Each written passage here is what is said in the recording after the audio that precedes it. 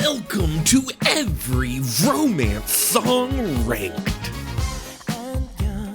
If you have never seen one of the times I have done this before, check the description below for all the rules on how this list came to be. But we're just gonna go ahead and get started with number 34.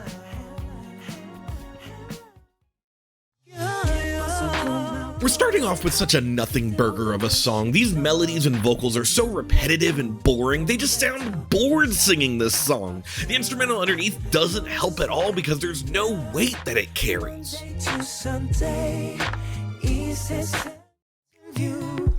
I absolutely hate the beeping in this. The lyrics here are meant to be a scene at night. It's supposed to come off as alluring, but that damn beeping won't let that happen. Damn it. A fitting name to this song, it's the only intro song on their entire discography. It isn't anything special, but it does give a taste to those sweet, sweet vocals we'll be hearing the rest of this list. You should notice that the vocals tend to chart high in the numbers on this video due to them being specifically a vocal group.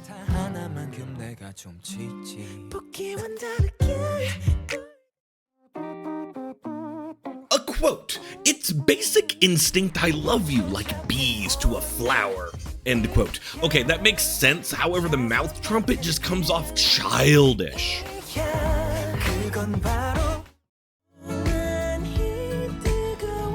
Now, where have I heard this instrumental? I swear it's something. It's on the tip of my tongue like a fucking video game. What is that? Animal Crossing. That's what it is. This instrumental sounds exactly like Animal Crossing. That's either a good or bad thing, depending on if you like that game.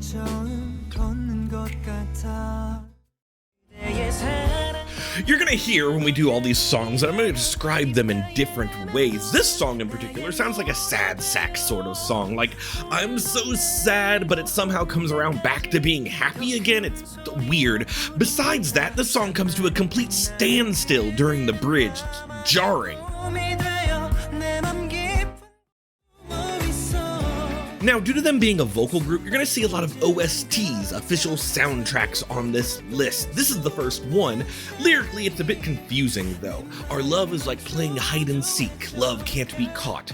I could have just got lost in translation though. It's not super bad. Surprisingly, we're gonna get another OST back to back, this time full of you. Instrumentally similar to hide and seek, but the lyrics are a tiny bit better. A mid-tempo love song, I know, are staple of soundtrack songs, but can we make this one just a little bit unique? It comes off kinda bland. The last soundtrack song we're gonna get for a while on this list, and this one in particular, is What If Romance did a song that had a rock edge to it, which I feel like they could pull off if they just sounded, I don't know, fucking angrier. I do like that we get a tiny rap part from Chandong. That was nice. This title is lying to you. They have actually broken up. They just can't move on from the relationship. The vocals are very pretty, but the instrumental has like a push and pull that might be divisive to people. This is bread and butter romance, though. If I had to describe something that generically was their type of song, it's this one. The Job List tries to give off an endearing living with mom vibe. It matches the playful instrumental. There's also a good use of like a phone call in this. At least the Job List can sing. Like I said, romance knows vocals, so I have to get picky when it comes to other type of things, and the instrumental kind of makes it fall down the list. A Good Day to Walk is a song of regrets. The relationship is over, but it's a pretty day for a walk outside. Too bad that's the thing they used to do in their relationship. Vocals are lovely as usual, but the instrumental is so by the books. Just give me a little bit of complexity and this would go a lot further.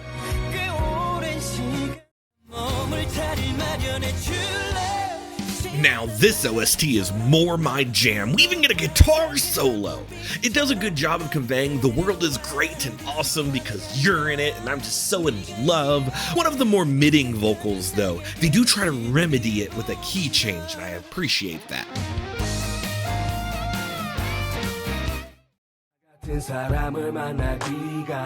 Look, this one's just weird. It's a weird concept for a story song. Dude goes home a different way and then just gets robbed. Okay, well, I can't say it isn't unique, though. This just feels like something out of 2007. We even get Hyunsuk saying bitch. This isn't bad, just strange.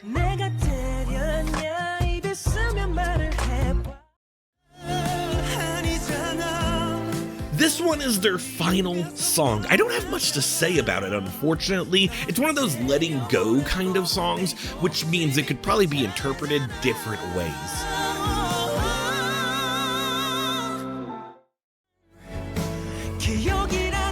Now this song has a cute melody and big ol' fun belting notes, and your boy loves a good belt. The problem is there's other songs that just do it better. That kind of pushed this one down the list.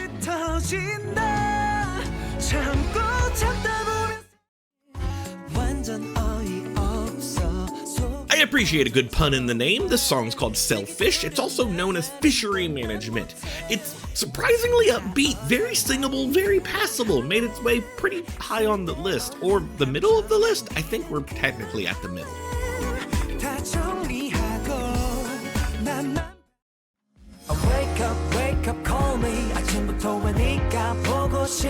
Look, I get it. I know every time I say good vocals, that can get really repetitive, being that this is a vocal group, but this song has good vocals. It also has a lovely high note in the climax. Oh man, I love a good high note.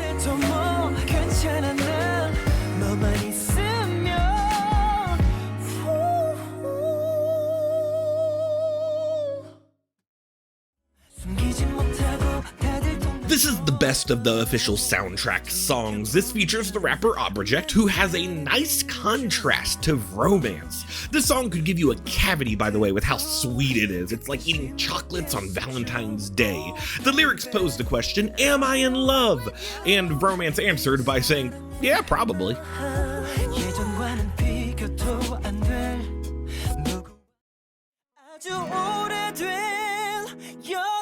Old Lovers is a story about old couple things. One of my favorite lines is just saying, sometimes I'm an asshole. Also, by this point in our list, vocals have really started to get turned up a notch. Some of my favorite notes are from Janghyun on the bridge. Oh, it's so good.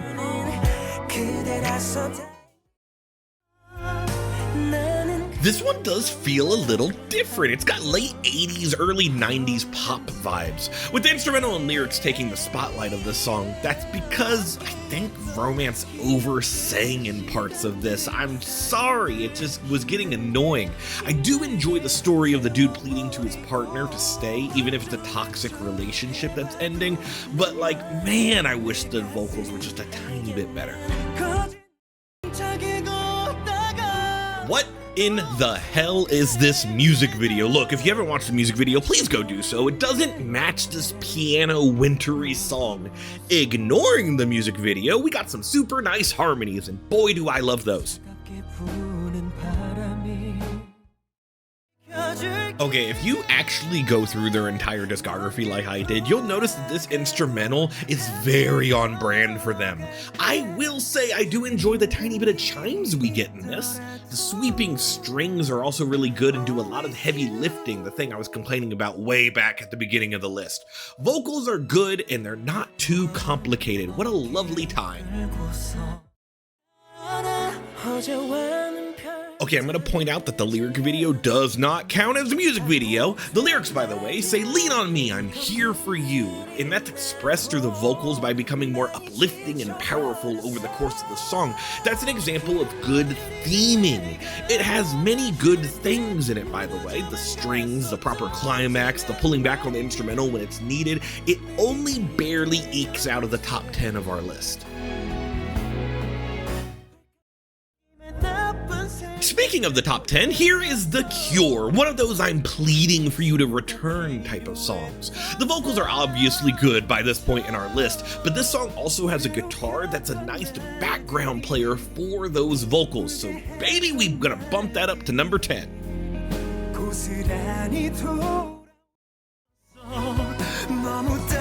I Miss You. A big old proper sad song, one of those crying on the couch songs, one of those you listen to when you want to just feel sad type of songs. It's very emotional. Big belting notes, big sweeping strings, and a tiny guitar that's on the bridge.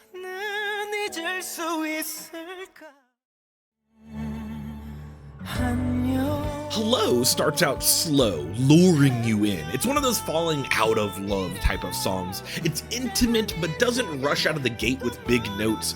That's not until later when you do have those big notes. All the tension breaks into a very lovely, proper climax. I also swear there's a slide guitar somewhere in the back of this. Either way, it's definitely one to listen to.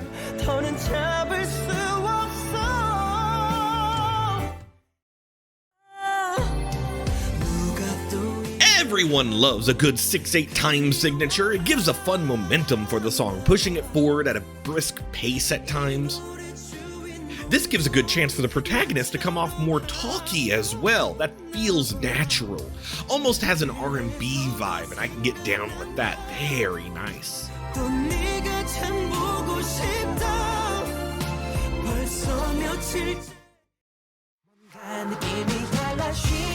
If you're a fan of them, I know you're probably surprised by She being so far down on this list. It's probably their most known song. It's their main first big single. Upbeat, filled with layering, and very in your face with the fun vocals. Lyrically, this is just introducing yourself to a special girl.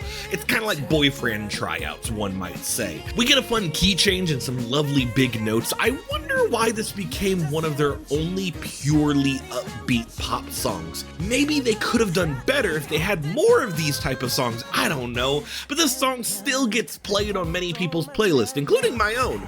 For me, oh man, now that I've listened to all the rest of the stuff, it doesn't crack the top 5.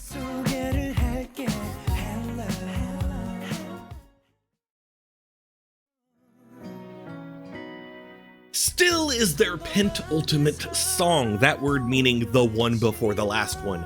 This one feels like a heartbreaking. It's got great emotion, and they showcase that emotion through key-stressed phrases and notes. How do I get through this, they ask? That's the main idea here, and it's displayed greatly. For someone pretending to be okay, you can clearly tell they're not. This also really pushes the upper limit of their power vocals. What a great depressing time.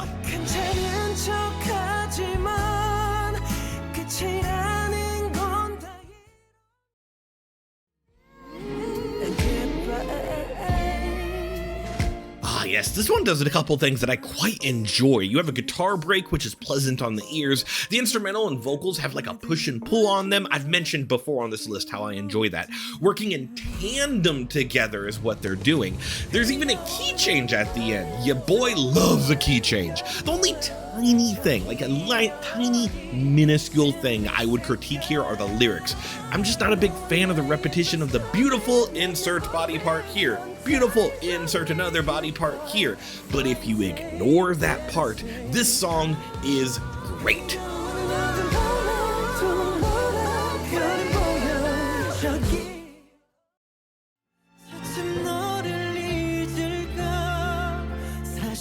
Okay, we're in the top 3, and all 3 of these have great, amazing things going for them. This one in particular is The Moment. It's one of those I can't move on songs. We've seen that here on this list before, but The Moment has such a crystal clear, fun vocal that doesn't feel forced. When you have big old belting in a song, a lot of times it can feel forced, and this one doesn't do that. There's great emotions in the vocals, and a vocal group needs great emotions. Lyrically, I enjoy that the protagonist recognizes that their lost love has moved on without them. That showcases growth. And on top of that, we get like a guitar solo? Oh man, this song has a lot going for it, and that's why I think it ended up in number 3 on this list.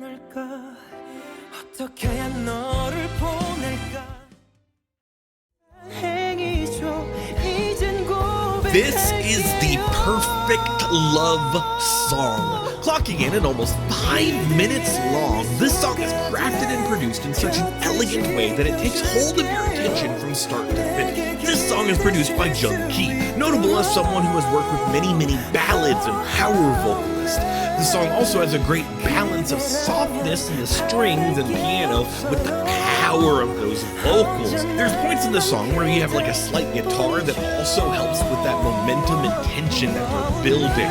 The song pulls on your heartstrings with fluttering high notes and elegant lower notes.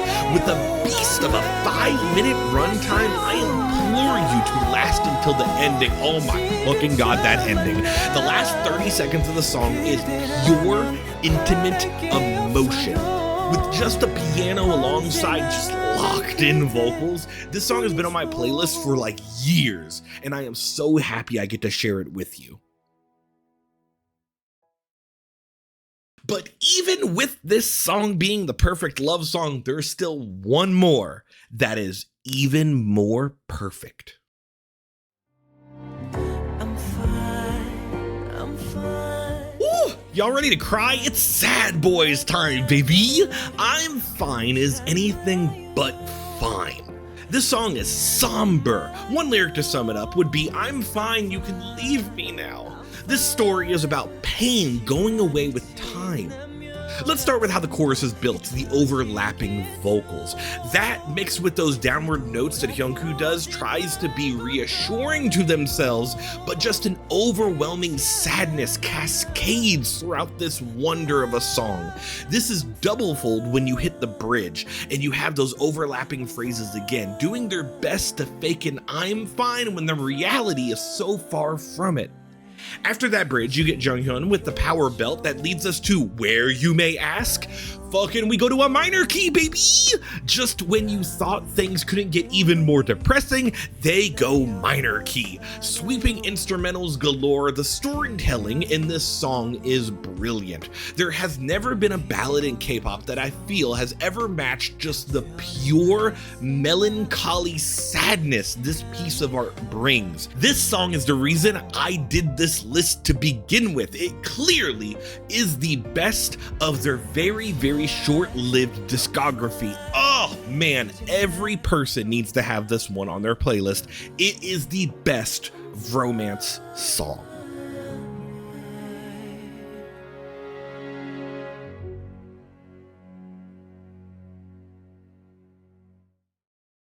That's it.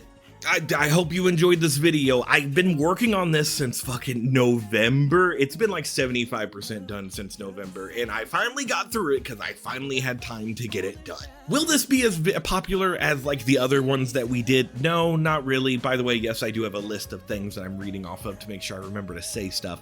It's probably not going to be as popular as the Taemin and the Big Bang and that sort of thing, but I wanted to do a group that was like short-lived because I thought that would be, one, very short to do. Apparently my laziness tells me otherwise, and two, it would be interesting to see, hey, did this group deserve more than what they already had? Honestly though, it's hard to pull off a group that's just vocals, and I think that was the main issue here. Now, I don't mean that all in sincerity, being that we have Forstella, who is a vocal group, but they're specifically different because I wouldn't consider them purely K-pop like Vromance was trying to do. I just think that Vromance ended up being typecasted into a role of like ballads and OSTs, and that inevitably became their downfall, and they couldn't grasp that like pure K-pop popularity that you get by doing more upbeat style songs. I think if they did a more traditional style K-pop album, something that would be more akin to something you would see during that time when they were really big in like